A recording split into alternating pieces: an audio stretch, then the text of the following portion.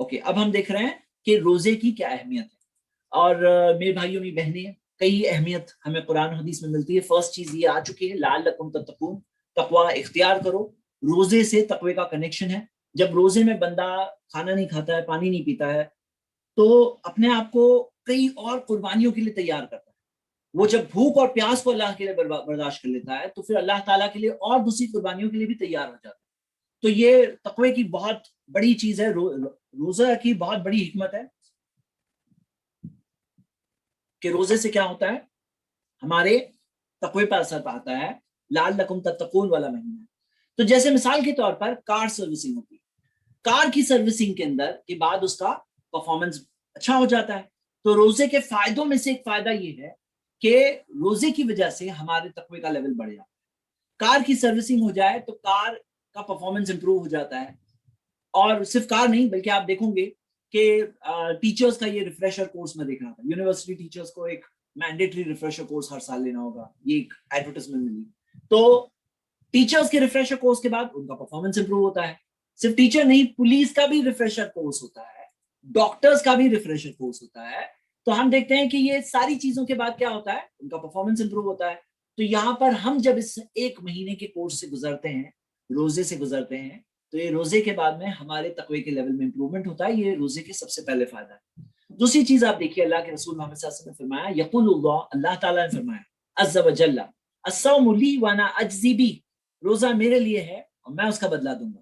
یدعو شہوتہ، اس نے اپنی شہوت کو چھوڑا، وعقلہ، شہوت اپنی خواہشات کو چھوڑا، اپنی عقلہ کھانے کو چھوڑا، وشربہ اپنے پانی کو چھوڑا، من اجلی میرے لیے، تو اللہ کہتا ہے میں اس کا بدلہ دوں گا. تو اللہ تعالیٰ کی طرف سے روزے کا بدلہ ہے. روزہ ایک ایسی عبادت ہے کہ اللہ نے کہا انا اجزی بی، میں اس کا بدلہ دوں گا. اس کا مطلب کیا ہے؟ یہ خاص طور سے ان کانٹیکسٹ یہ ہے کہ کسی بھی نیکی کا اللہ تعالیٰ کم سے کم 10 گنا 10 ٹائمز اس کا اجر دیتا ہے. صدقے کا 700 گنا اجر دیتا ہے. لیکن روزے کا کتنا اجر ہے اسپیسیفائڈ نہیں. اللہ کہتا ہے وہ انا اجزی بی، میں اس کا بدلہ دوں گا. یعنی کہ بہت بڑی چیز کی بات ہو رہی ہے. میرے بھائی اور میری بہنی، اللہ کا فضل ہے، ہم سب کو پتا ہونا چاہیے کہ قیامت کے دن جب ہم اپنے ترازو کے سامنے پہنچیں گے تو گناہ جو ہوں گے سنگل ویلیو پہ ہوں گے.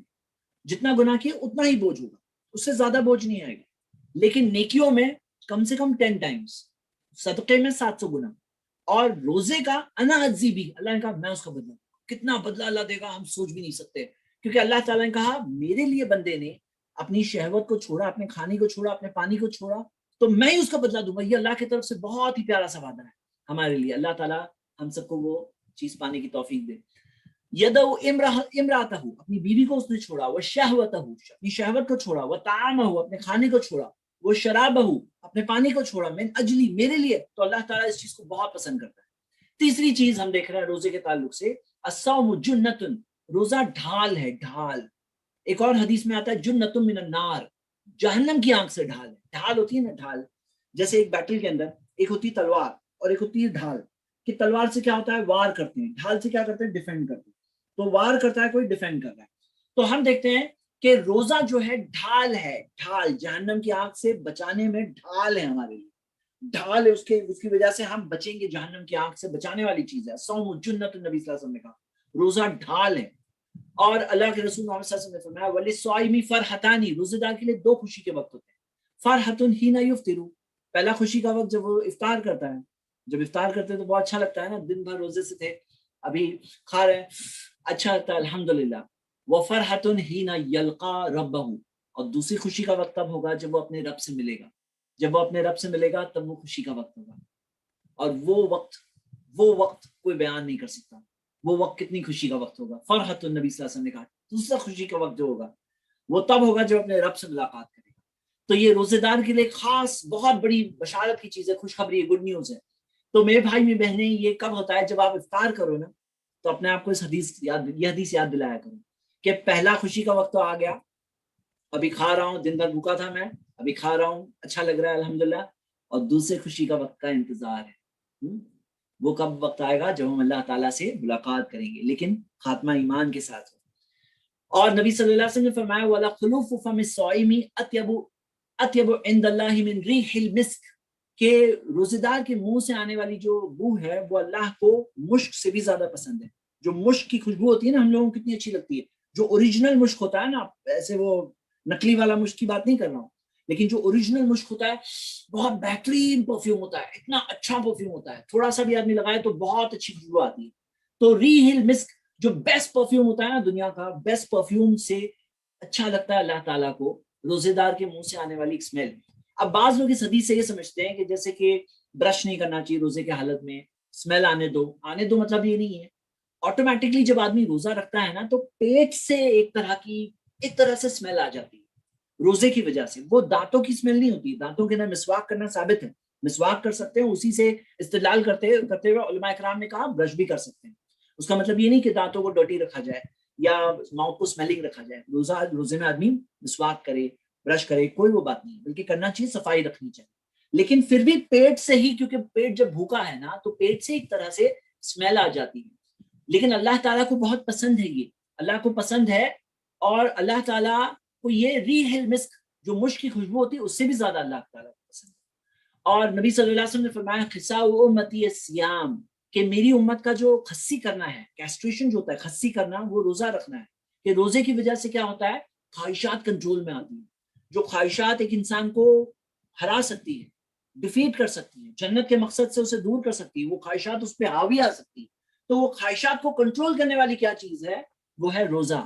وہ کیا ہے، اس امت کے اندر کیسٹریشن ہے. بعض پچھلی امتوں کے اندر، بعض پچھلے لوگوں کے بارے میں آتا ہے کہ وہ لوگ اس چیز کی طرف جاتے تھے تاکہ وہ اللہ کی اور اچھے سے عبادت کریں. لیکن ہم دیکھتے ہیں کہ ہمیں اس امت میں یہ کہا گیا ہے، یہ ظاہر سی بات ہے، اپنے آپ کو ڈیمیج کرنا حرام، کرنا نقصان پہنچانا حرام ہے. اور اسی وجہ سے خصاء امتی الصیام، ہمارے پاس کیا چیز ہے، روزہ رکھنا. روزہ رکھ کے آدمی اپنے آپ کو سیلف کنٹرول کر سکتا ہے، اپنے آپ کو ان چیزوں سے جو خواہشات اسے دوسری چیز کی طرف لے جاتی ہے، غلط کاموں کی طرف لے جاتی ہے. جیسے نبی صلی اللہ علیہ وسلم نے فرمایا یا معاشر الشباب، اے نوجوانوں، من استطاع منکم الباءۃ فلیتزوج، تم میں سے جس کے پاس استطاعت ہو وہ نکاح کر لے.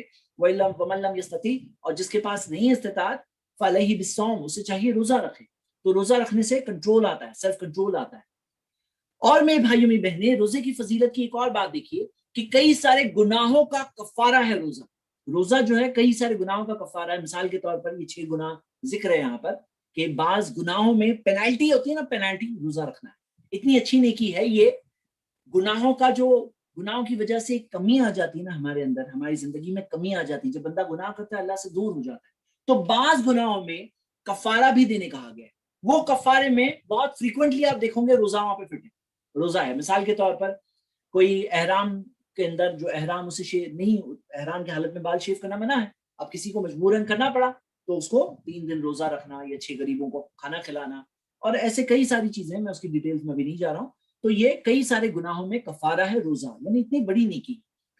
تو یہ روزے کے تعلق سے چند باتیں. ایک اور بات ہم روزے کے تعلق سے دیکھ سکتے ہیں کہ بہت سارے غریب لوگ جس چیز سے گزرتے ہیں، ایک شخص بھلے ہی مالدار ہو، کروڑ پتی ہو، اس کے پاس سب کچھ ہے، کھانا ہے وغیرہ، وہ زندگی میں شاید کبھی ایسے بھوکا نہیں گزارے گا زندگی، اس کے پاس ہے زندگی بھر کا پرووائڈڈ، لیکن اسے روزے کے حالت میں صبح صادق سے لے کر افطار تک کھانا چھوڑنا ہوگا، اور وہ اس چیز سے لازم گزرے گا. ایک ہمدردی پیدا ہوتی ہے. کس کے لیے پیدا ہوتی ہے؟ وہ لوگوں کے لیے بھی پیدا ہوتی ہے جن کے پاس کھانا پینا نہیں ہے. اور ہم دیکھتے ہیں روزے کی حالت میں، اور وہ احساس جب آتا ہے تو لوگوں کو خاص ابھارا گیا ہے کہ افطار میں جو تمہارے پاس ہوگا، ساتھ میں ہوگا، تو پھر کیا ہوگا، تمہیں جتنا روزے دار کو ثواب ملا اتنا افطار کرانے والے کو بھی ملے گا، جس کی خاص فضیلت ہمیں ملتی ہے. تو میرے بھائی میری بہنیں، یعنی وہ احساسات دل میں آتے ہیں. یہ ہو گیا تیسرا چیپٹر.